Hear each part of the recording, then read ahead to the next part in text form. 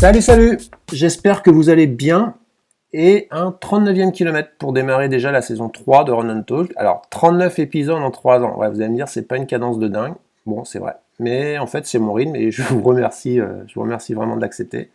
C'est surtout un rythme que je veux garder pour le plaisir d'écrire. Alors oui, il y a potentiellement plein de thèmes abordables sur l'entraînement de la course à pied, mais j'aime toujours l'idée de choisir un thème qui fait un pas de côté. Alors des fois, ça prend un peu de temps.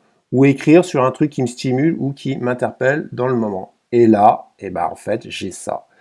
Le 31 août, je suis carrément tombé de ma chaise quand j'ai vu la publication de Kylian Jornet sur son entraînement du jour, la séance qu'il nomme le VK10K, c'est-à-dire l'enchaînement d'un kilomètre vertical, puis d'un kilomètre route, avec au milieu juste le temps nécessaire pour descendre de son kilomètre vertical. Alors, la publication a été largement vue et commentée, et si vous ne l'avez pas vue, allez sur son compte Instagram. Et forcément, les temps laissent... c'est pour ça que je suis tombé de ma chaise en fait, ça laisse pantois quoi. 29,42 pour le KV et 29,57 pour le 10 km route, c'est énorme. Et ça démontre bien la chance que l'on a d'avoir depuis toutes ces années un athlète aussi exceptionnel et talentueux que Kylian pour être vraiment la locomotive du trail et tirer ce sport vers le haut. C'est impressionnant. Mais bon, je suis pas là pour parler de l'émotion du fan, mais j'aimerais surtout revenir en tant que coach sur l'intérêt d'une séance de ce type pour un trailer et comment vous pouvez construire des séances avec la même intention, peut-être pas à la même vitesse, mais sans avoir surtout un KV derrière dans votre jardin. Allez, c'est parti. Mais avant de parler de structure de séance, je vous propose de voir en quoi ce type d'entraînement est intéressant. Le trail par ses tracés, il impose constamment des ruptures d'allure et de foulée.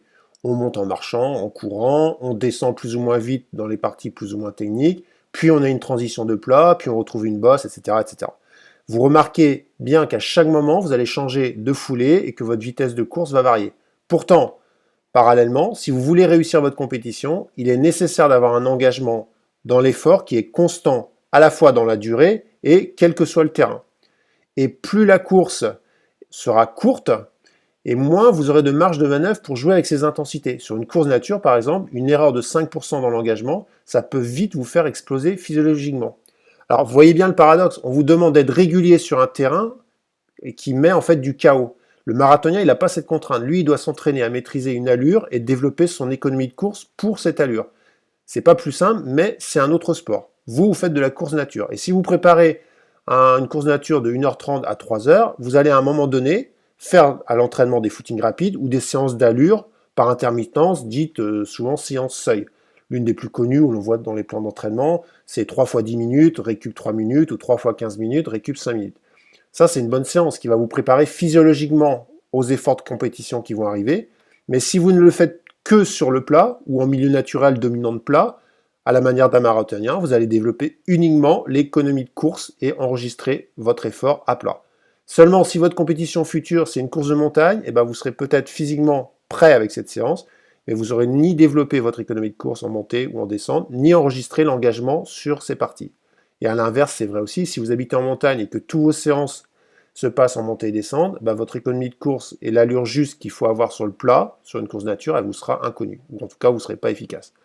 Donc, ce type de séance permet de croiser 3 intérêts. Le premier, c'est un travail physiologique pour la course à venir, un travail spécifique d'économie de course versus l'effort demandé, et un travail de feeling pour bien enregistrer l'allure et l'engagement qui est juste. Et en fait, c'est peut-être en ça que la séance de Kylian, elle est remarquable, c'est sa capacité à engager dans le premier effort, c'est-à-dire le kilomètre vertical, sans compromettre de secondes. Il aurait certainement pu gagner des dizaines de secondes sur le kilomètre vertical, mais vu les intensités, s'il avait fait ça, il aurait explosé ensuite sur le 10 km et il n'aurait pas réussi à faire le temps aussi remarquable.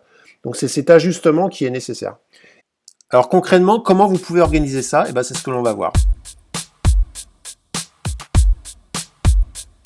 Je vous propose 2 exemples de séances. La première, c'est pour l'ultra ou un trail.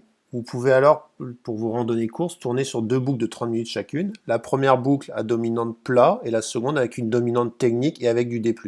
Si vous n'avez pas cette seconde boucle, vous faites des allers-retours sur 30 minutes sur une même bosse très technique et pentue. Même courte, de 1 minute, 1:30, ça suffit. Et n'hésitez pas à choisir des sessions hors piste pour travailler le technique. Alors vous faites ce passage 2 fois pour courir 2 heures, 3 fois pour 3 heures. Et par l'enchaînement des boucles, vous allez tour à tour faire focus sur une compétence. D'abord, travailler votre habitude à courir à faible allure, puis monter ou marcher dans des bosses techniques, travailler votre force, utiliser vos bâtons, travailler l'excentrique, votre technique et votre relâchement de course en descente. Mais en plus, votre objectif de compétition étant de tenir des heures, en comparant les temps de chaque boucle, vous verrez rapidement si vous êtes dans une allure juste ou si vous dégradez rapidement votre effort et dans quel secteur de la course vous dégradez cet effort. Ensuite, pour une course nature très court, on approche d'un contenu semblable à la séance de Kilian. Bon là, elle est excessivement dure et il le précise d'entrée de jeu dans son poste. Il fait plus souvent, dit-il, 700 D+, et 7 kills sur le plat, soit à peu près 2 fois 20 minutes d'effort. Dans cette même construction de séance, et sans avoir le kilomètre vertical, vous pouvez imaginer une séance de 3 fois 12 minutes, récup 4 minutes, avec une première boucle autour de 6 minutes sur le plat, puis finir les 12 minutes restantes par des montées-descentes sur une bosse, pareil, très technique. Là encore, dans tous les cas, vous ferez un travail physiologique et d'économie de course, mais en notant et comparant en plus vos temps intermédiaires pour la partie plate et pour la partie up-down, vous verrez rapidement si vous savez gérer dans le chaos. Ouais, je vous dis, c'est ça le plus dur, gérer dans le chaos.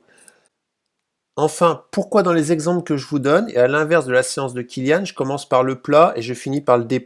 Parce qu'il me semble que la majorité d'entre vous, vous courez avant tout sur des parcours faciles, plutôt plats, loin de la montagne. Donc il me semble plus intéressant pour travailler de finir la séance parce que vous maîtrisez le moins. Vous allez vite vous retrouver alors dans la session montée-descente avec vos vieux démons de compétition comme «Ah ouais, mais j'ai dû marcher, ah, j'avais plus de force, etc. etc. » Allez, vous avez compris que l'inverse quand même reste possible. Je suis déjà au bout, et je vous dis à bientôt.